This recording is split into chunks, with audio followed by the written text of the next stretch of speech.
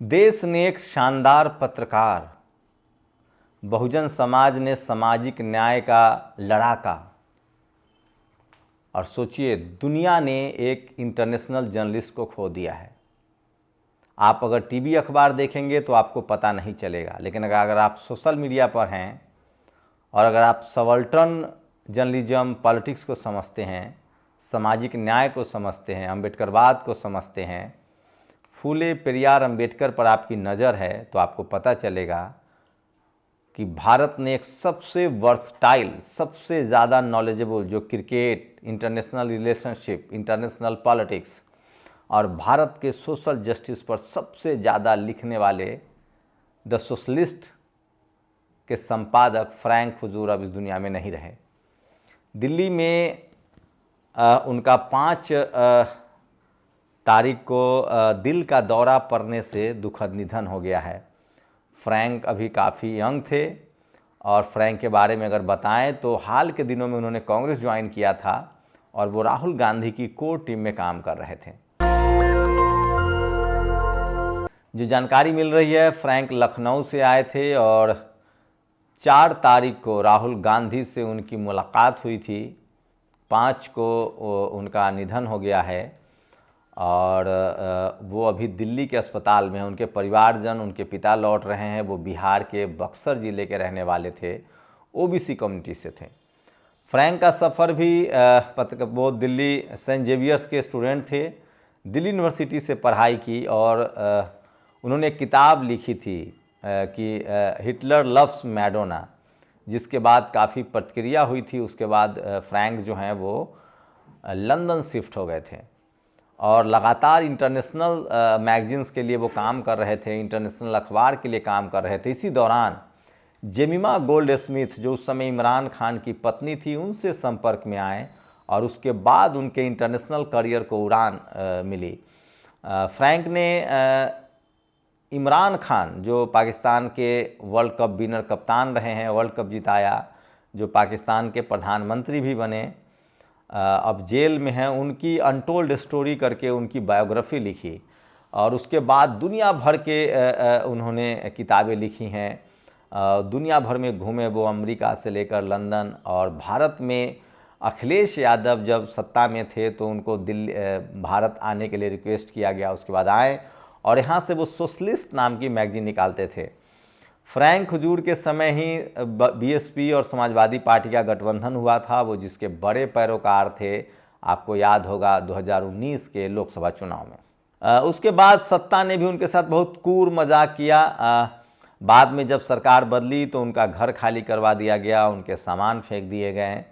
बाद में फिर भी वो लखनऊ से उनको बड़ा लगाव था। मुलायम सिंह यादव पर भी उन्होंने बायोग्राफी लिखी, अखिलेश यादव पर भी उन्होंने किताबें लिखी और कहा जा रहा था कि नया वर्क उनका जो था वो अबुआ दिसुम अबुआ राज, जो झारखंड के जो पूर्व सीएम हैं, जेएमएम के संस्थापक, उनके बारे में, जो हेमंत सोरेन के जो पिता हैं शिबू सोरेन, उनके बायोग्राफी पर भी काम कर रहे थे। तो इससे आप मिजाज समझ सकते हैं फ्रैंक हुजूर का। फ्रैंक बैकवर्ड समाज से आते थे और इकलौते शानदार और वर्सटाइल पत्रकार थे। भारत में आपको पता है, अगर आप SC ST OBC हैं तो गुमनामी में धकेल दिए जाएंगे।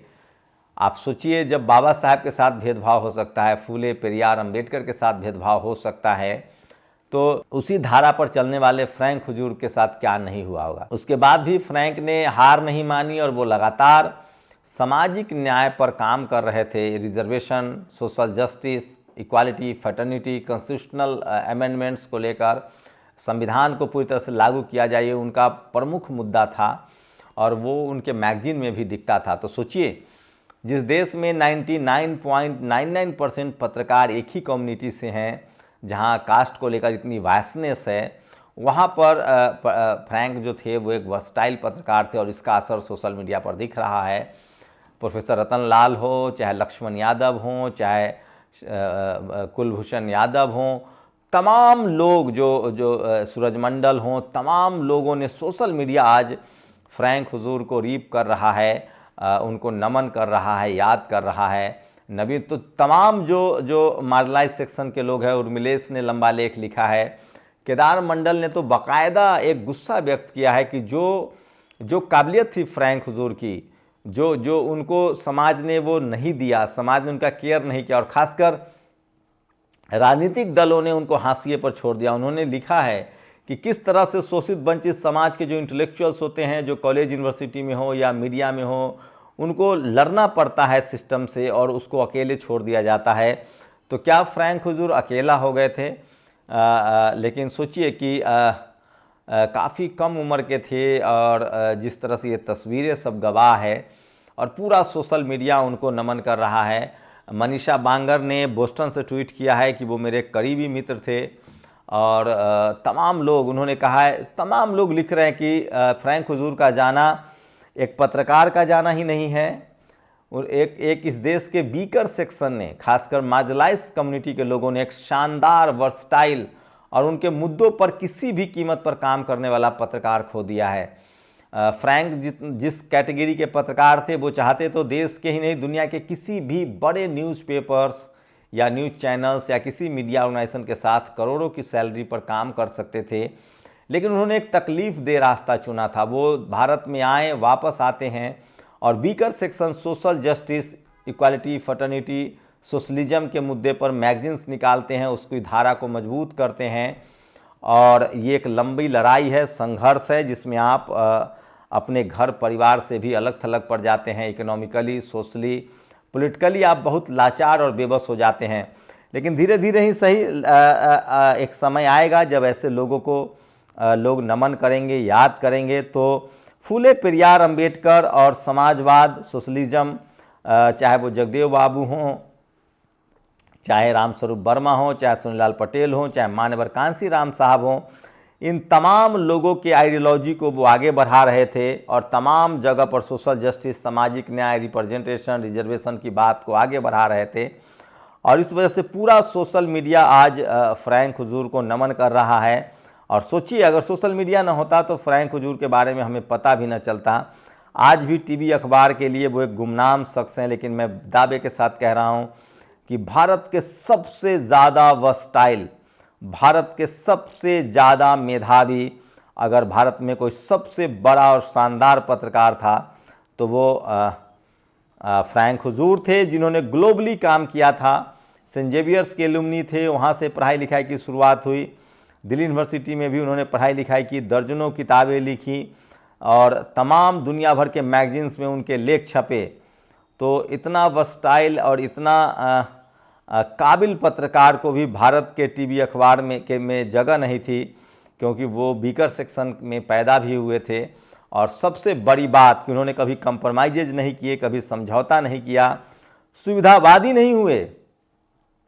इस वजह से उनको जिस तरह का मान सम्मान मिलना चाहिए था, चाहे वो समाज से हो, चाहे पॉलिटिकल पार्टियों से हो, वो नहीं मिल पाया। लेकिन उसके बाद भी उन्होंने कभी शिकन नहीं की, कभी शिकायत नहीं की, और वो लगातार वो काम कर रहे थे, करते जा रहे थे। और हाल ही के दिनों में उन्होंने एक ऑल्टरनेट रास्ता चुना था। उन्होंने तय किया था कि आगे का सफ़र राजनीतिक तौर से पूरा किया जाएगा, और उन्होंने बाकायदा कांग्रेस ज्वाइन कर लिया था। और 4 तारीख को उनकी लास्ट मीटिंग राहुल गांधी के साथ हुई थी। अनिल जय हिंद जो थे वो उसके सूत्रधार थे। वो ट्विटर पर वो फ़ोटो भी मौजूद है, फेसबुक पर मौजूद है। और जिसके बाद 5 तारीख की देर रात कहा जा रहा है कि दिल्ली के मॉडल टाउन में अपने एक साथी के यहाँ जब वो स्टे कर रहे थे तो उनकी तबीयत ज़्यादा नासाज हो गई, ख़राब हो गई, और बाबू जगजीवन राम अस्पताल में उन्होंने अपनी अंतिम सांसें ली हैं। तो ये आपको टीवी अखबार कोई नहीं बताएगा। मैं फिर कह रहा हूँ, बहुजन समाज के लोगों को ये समझना पड़ेगा। तो देश का ने सबसे शानदार, सबसे वर्सटाइल, और ख़ासकर ये सोशल जस्टिस की क्षति है, बहुजन समाज की क्षति है, उनके परिवार के साथ साथ खासकर शोषित वंचित समाज ने एक भारत में सबसे बड़ा, सबसे वर्सटाइल, सबसे नॉलेजेबल और सबसे ईमानदार पत्रकार को खो दिया है। तो नेशनल दस्तक की पूरी टीम की तरफ से उनको श्रद्धांजलि, भावभीनी श्रद्धांजलि। हम लोग फिर कह रहे हैं कि कम से कम भारत में वीकर सेक्शन के लोग जो हैं वो हर जगह थोड़ा बहुत पहुंच गए हैं। वो जुडिशरी में भी हैं, वो ब्यूरोक्रेसी में भी हैं, वो कॉलेज यूनिवर्सिटी में भी हैं, वो बिजनेस में भी है। लेकिन मीडिया वो जातिवाद का भेद किला है जहां अभी भी वीकर सेक्शन के लोग नहीं हैं। और उस किले को ढहाने की कोशिश कर रहे थे फ्रैंक हुजूर। तो ये बहुत ही दुखद खबर है, और ख़ासकर जो सामाजिक न्याय के लोग हैं, जो व्यवस्था परिवर्तन के लोग हैं, जो अम्बेडकरवादी हैं, जो फुलेवादी हैं, उनके लिए एक बड़ा झटका है। आप सोशल मीडिया उनके अंतहीन कहानियों से आज रंगा हुआ है। शुक्रिया। दस्तक की आपसे गुजारिश है कि अगर इसको बचाना चाहते हैं तो नेशनल दस्तक को सब्सक्राइब करने के लिए रेड कलर के सब्सक्राइब बटन को दबाएं, फिर बेल आइकन की घंटी दबाएं। नेशनल दस्तक को बचाने के लिए बहुत जरूरी है कि हर खबर को शेयर करें, लाइक करें, कमेंट जरूर करें।